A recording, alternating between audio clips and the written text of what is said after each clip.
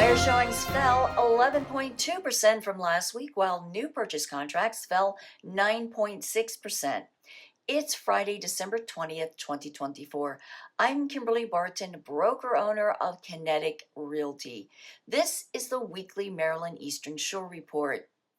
Active inventory for sale is 145% higher this year than last at 1,704, while coming soon rose by 2 units to 73 from last week.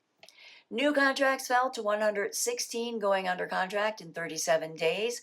132 homes settled at 96.9% list to sold ratio, with days on the market at 25. There are 152 homes for lease at $2,000 median per month. And that's a wrap for this week's Maryland Eastern Shore Report for Friday, December 20th, 2024.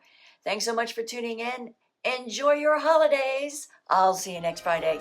Take care.